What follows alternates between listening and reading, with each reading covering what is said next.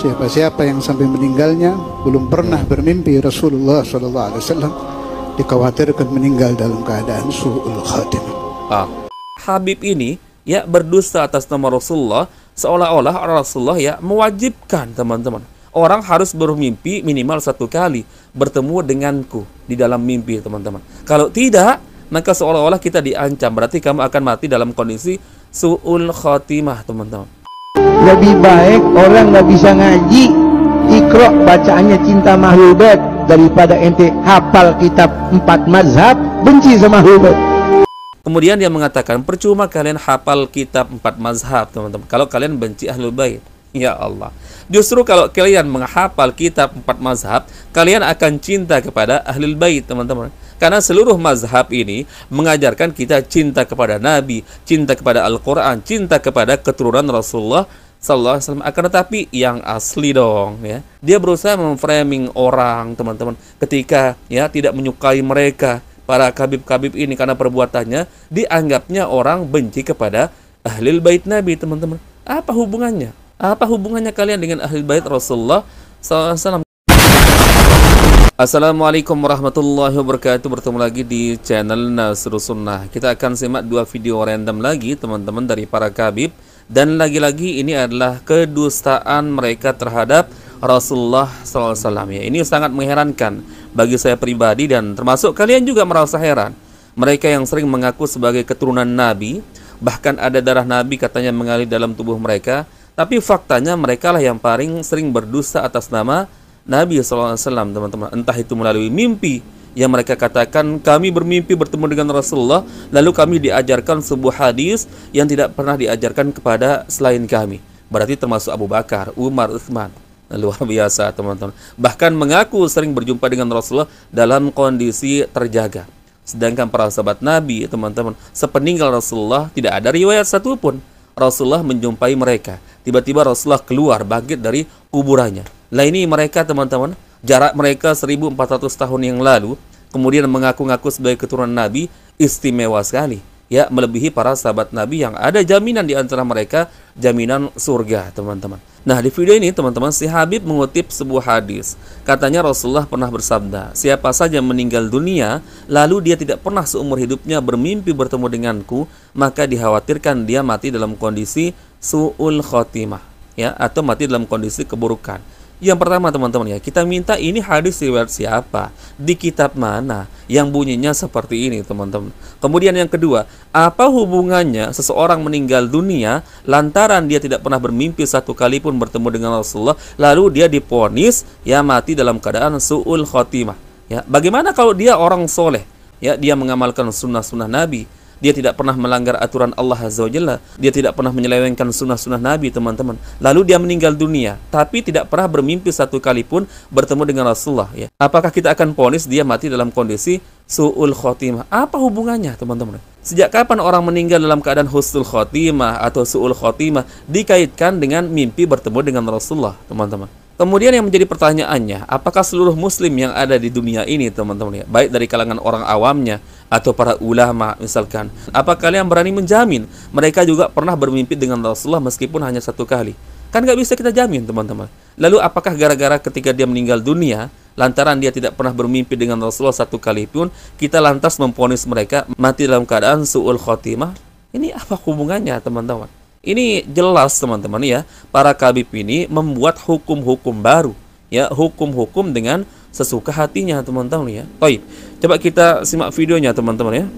Sebagai penutup, jangan sampai ada orang yang tersambung ilmu dengan saya, Ustaz Amali, Ustaz Hatta, atau siapapun yang ada sanad kepada wali-wali Allah meninggalkan alam dunia sebelum bermimpi Rasulullah SAW.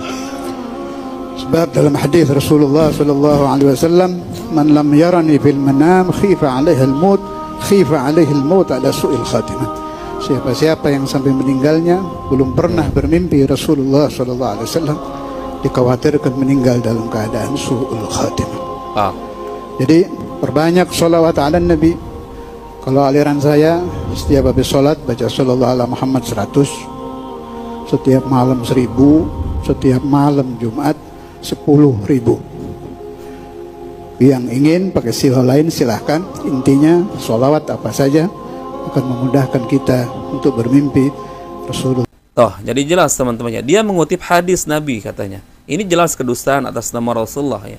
Mana ada Rasulullah bersabda teman-teman seolah-olah mengikat umatnya dengan kewajiban harus bermimpi bertemu dengannya di dalam mimpi teman-teman. Yang Rasulullah ajarkan kita itu ya bagaimana kita mengamalkan sunnah-sunnahnya teman-teman. Kalau soal mimpi teman-teman, bagaimana bisa kita mengatur kita harus bermimpi bertemu dengan Rasulullah? Itu kan murni pemberian dari Allah Azza wa Jalla teman-teman. Lah ini Habib ini ya berdusta atas nama Rasulullah seolah-olah Rasulullah ya mewajibkan teman-teman. Orang harus bermimpi minimal 1 kali bertemu denganku di dalam mimpi teman-teman. Kalau tidak, maka seolah-olah kita diancam. Berarti kamu akan mati dalam kondisi su'ul khotimah teman-teman. Lalu bagaimana dengan orang-orang yang mengamalkan ajaran Allah Azza wa Jalla, mengamalkan Al-Quran, mengamalkan sunnah Nabi seumur hidupnya teman-teman. Kemudian dia mati dalam kondisi mengucapkan kalimat La ilaha illallah teman-teman. Sedangkan Rasulullah pernah bersabda, "Man kana akhiru kalamihi la ilaha illallah dakhala jannah." Siapa yang akhir kehidupannya lisannya sebagai penutup ucapannya teman-teman mengucapkan kalimat la ilaha illallah, maka dia masuk surga. Ya, kalau kita kaitkan sekarang, bagaimana orang tersebut di akhir hidupnya dia mengucapkan kalimat la ilaha illallah kemudian meninggal dunia, akan tetapi seumur hidupnya dia tidak pernah bermimpi bertemu dengan Rasulullah. Apa kita akan mengatakan dia mati dalam kondisi su'ul khotimah teman-teman? Sedangkan Rasulullah jelas bersabda, siapa saja yang ketika meninggal dunia akhir lisannya mengucapkan kalimat la ilaha illallah, maka dia akan masuk ke dalam surga. Ini kan jelas bertentangan teman-teman ya. Makanya saya berani menantangnya. Habib ini buktikan ya riwayat siapa hadis seperti ini teman-teman. Kalaupun ada pasti riwayat hadisnya hadis palsu teman-teman ya. Karena apa ya? Nggak ada hubungannya seorang meninggal dunia ya dalam kondisi husnul khotimah kah atau su'ul khotimah karena kaitannya dengan masalah mimpi teman-teman. Mimpi bertemu dengan Rasulullah. Ya kalau nggak pernah bermimpi seumur hidup bertemu dengan Rasulullah, maka dia dikatakan mati dalam kondisi su'ul khotimah. Ini ya Allah teman-teman ya. Kok berani-beraninya Anda ini mencatut nama Nabi ya, kemudian katanya ini sabda Rasulullah sallallahu alaihi wasallam. Innalillahi wa inna ilaihi raji'un. Thayyib.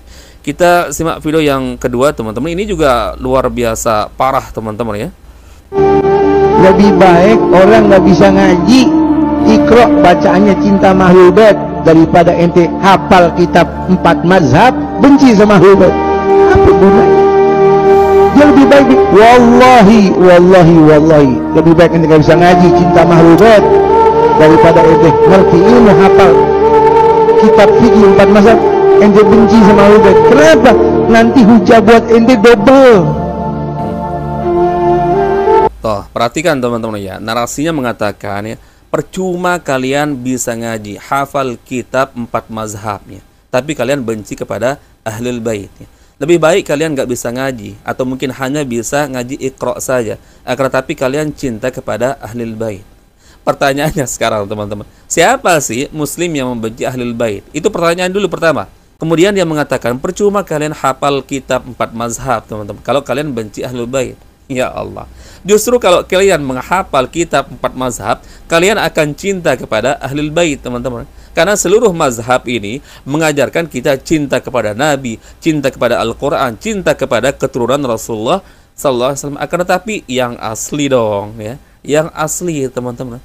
Nah tapi ini orang mengkait-kaitkan teman-teman Ahlul Bait itu maksudnya ya dari kalangan mereka, dari kalangan para kabib-kabib teman-teman. Siapa muslim yang benci kepada Ahlul Bait yang asli?